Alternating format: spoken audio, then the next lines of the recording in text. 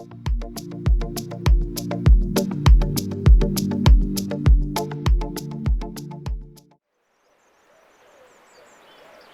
everyone, my name is Cumber. It's my pleasure to bring you an energy update for February 2024. I've been doing a monthly one of these for some time now, and I didn't do one in January for the first time ever. How did you find January? Can you let me know? You know, in the comments field, how did you actually find the month of January? What was it like for you? Because for me, it came in with a very powerful awakening call, and was multifaceted and came in from every direction. So yeah, how was it for you? What sort of things did you experience in January? But today I'm all about February, and actually it's taking the energy through till about 15th of March. So this is February and into March.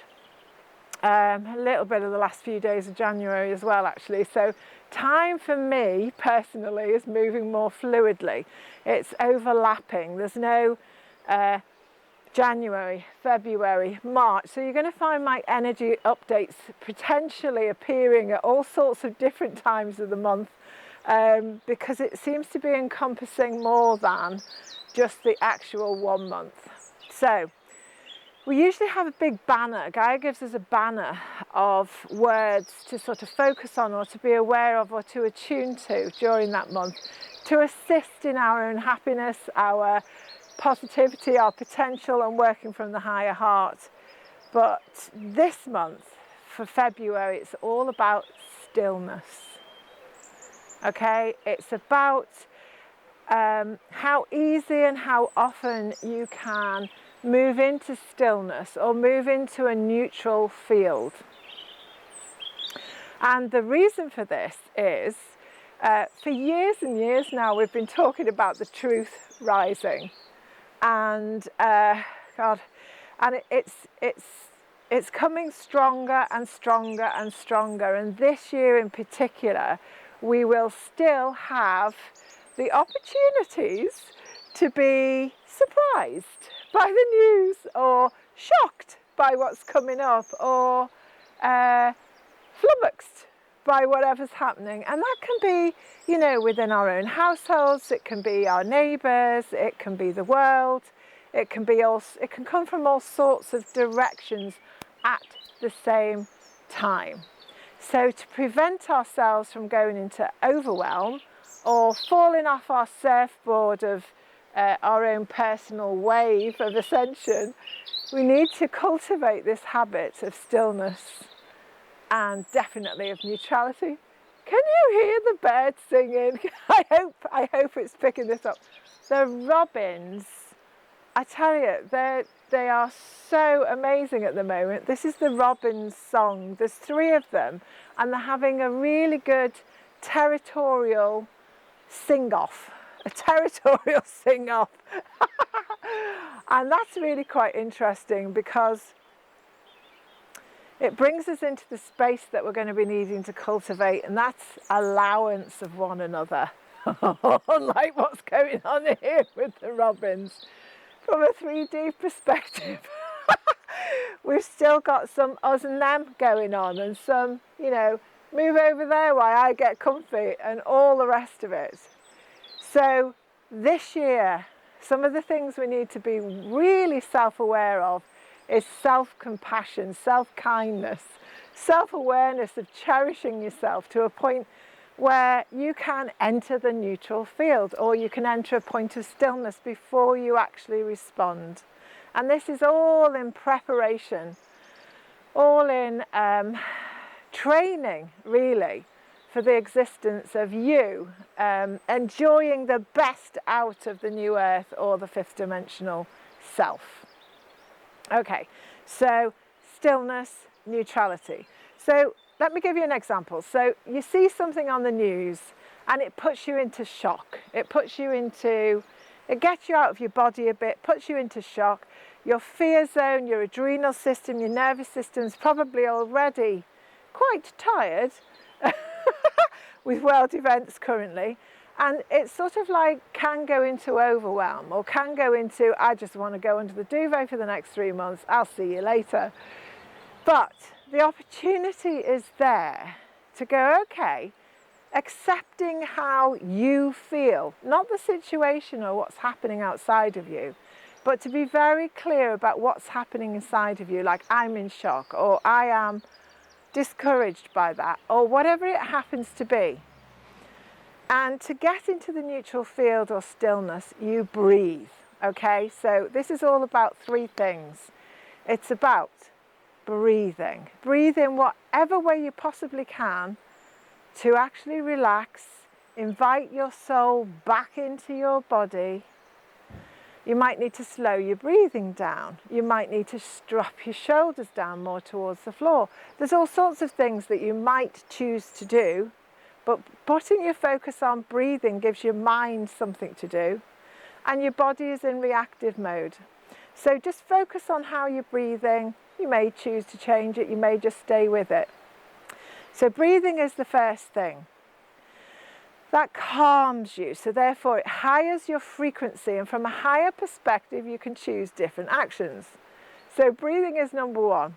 Second is release, okay? So breathing, then releasing. You want to release anything that isn't yours, okay? So let's say you didn't see this on the TV or something, and somebody was telling you about it and all of their emotions are involved, and actually it's really not bothering you that much, whatever it happens to be, and you know it's their story. So you breathe, you release someone else's story to allow them to carry it for themselves. You just release it. Release, release, release. There might be something inside of you that's been triggered that you then have the opportunity of releasing it so you feel freer. So breathe, release, and then you go into the neutral field, you go into stillness. So breathing, release whatever you need to release, and enter into a neutral field. Neutral field is usually when you can actually observe whatever it is that you've just seen that triggered you in that way from a sacred witnessing point of view. So you don't have a need to fix it. You don't have a need to change it. You don't have any needs. You just are in pure sacred witnessing. So it's a step towards loving what is. Please be very clear on this. We're talking about loving what is, loving what's inside of you so that you can actually move yourself into a more harmonious state. We're not talking about loving events. We're talking about loving what is within you. So you've done your breathing, you've let go, you've released whatever it is that you've identified needs releasing, and then you're in sacred witnessing mode. You're into observation mode. And from this point, you will feel more stillness and you will feel in more of a neutral field. You know it's the neutral field when you don't have to go and do anything about it. You're actually just sitting with it for yourself, and the thing that you're doing is processing what's actually just come to you. You're processing it so that you can filter it through your own higher heart and see what the true messages and true options of action are before you. Okay, so that's why for February, going into the 15th of March, stillness, neutrality, the observation mode, the sacred witnessing is so, so very important, because we've still got a lot of the fire energy and the fire element around, even though it is, winterish. We've still got this fire element, and so therefore you can respond from a passionate sort of point of view where your words are out, and then you're like, oh dear, had I been in neutral territory first, I wouldn't now have all this to deal with. This isn't dampening down your passion, this is actually working with your passion. So after you've observed it and you've sacred witnessed what's going on, if you were to choose some action points, it's therefore considered, it's out of your wisdom heart. It's out of your educated heart. It's out of your considered and compassionate place of being, rather than a knee-jerk reaction. Okay, so so that's why stillness is so very important for this month. You're going to have, you see, the other thing is you're going to have like surges of energy that are going to come up this month that are actually quite new for some of us. And some of us have been, had experience of this before, and everything in between. So it's almost like you're walking down the road and you're in your own dreamland and you're thinking about your life. You're walking down the road, you know your own steps forward and rhythm, and all of a sudden you feel like you've been lifted, like there's a force underneath your feet, and you've been lifted 6 feet in the air. And it's sort of like, what do you do then? What do you do then? So there's this force that's joined you and it's uplifted you. Physically, you feel like you're walking on air, but it's uplifted you. And so therefore, you're a bit like, whoa, hang on a minute. There's part of you that's like, oh, am I going to fall? There's part of you that's like, oh, how do I balance it here? There's part of you that's like, oh, wow, the view from here is epic. There's part of you that's like, can we go any higher? You'll get all sorts of different responses there, all sorts of different responses. But the idea is that you accept that you're more than your old rhythm, accepting that you're more than, and you have more than you've ever had before. So these are going to come in, they're like power surges, so they're going to come in a surge for moments of time. Can be days long, and then they go down again and you return to your normal rhythm. The reason why you return to your normal rhythm is when we get these power surges, we're accommodating more of our celestial bodies' power, abilities, recognizing that we're more than we used to be. So when it actually happens, we're just sort of experiencing that 5D, experiencing a bit of bliss sometimes, experiencing heightened awareness, experiencing superb creativity, so much more. And our human frames can take so much of this, so kindness from the universe really, and these power surges coming up for what we can actually use in a profitable, best possible healthy way. And then our job is to earth it. So your job is then, for those that like to do it, and if you haven't done it, please try barefoot walking on the earth, because that's the best way of regulating your nervous system. With all of this new input that's coming in all of the time this year, the best way to regulate yourself is to sip some nice water and to actually get out barefoot walking, or in a chair sitting down with your feet on the ground, preferably barefoot, for even just a few minutes a day. Really, really, really does help. Okay, so in summary, stillness, observation, neutrality zone, practice getting in that any way which you can, but often the best way is just to breathe, to release, enter the zone, stay there for as long as you need to in order to take compassionate, wisdom, loving action beyond that point.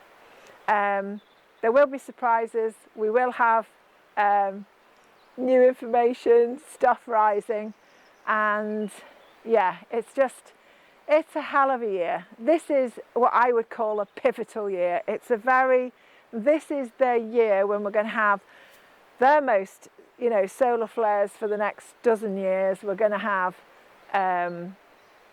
huge amounts of global change. So anything we can do to be in a loving environment for ourselves, take our own leadership of power and use it in the most, just in the best way, and have a really good laugh. If you're not belly laughing quite often, find something that'll make you laugh, because it breaks the spell. Belly laughter, real proper belly laughter, breaks the spell of negativity like nothing else on earth. Seriously, try it. 2 cards for you for the month of February into March, and it's from the Spirit Animal Oracle card deck, Colette Baron Reid, who's just amazing. Put my glasses on so I can see what I'm doing. Ooh, and we've got Ant Spirit. That's funny. Time to collaborate. Time to get together and collaborate. Lovely. And then the other card is from the Rebecca Campbell deck of Work Your Light. Okay, so collaborate, and this one is Pillar of Light. Okay, Pillar of Light. It says, your vibration is rising and you are the oracle. Now, I really feel this to be true. You know, sometimes collaboration, and it is the number 1 as well on that one, collaboration is to include yourself in that program. So unity consciousness is about you being the best version of you. So work on that one. I'm choosing work on that one because sometimes it does feel a little bit like we're going through some stuff and we need to focus on it and work on it a bit to get it into more of a playful, adventurous mindset or heart set. And collaboration obviously can be with other people, and unity consciousness is all about you and others. And being the pillar of light, being your own oracle, then to do that you need to be good at this. So they both go together supremely well. All right, my loves, I wish you well. You know, comment down in the field below. Oh, and I would ask if you would like this and subscribe, please. It really does help me do more of these things. And it really pleases Nick, my husband, who does all the video and uploading later. So for collaboration's sake, if you could do that, that would be wonderful. Thank you so, so much. Lots of love. See you at the next one. Bye for now.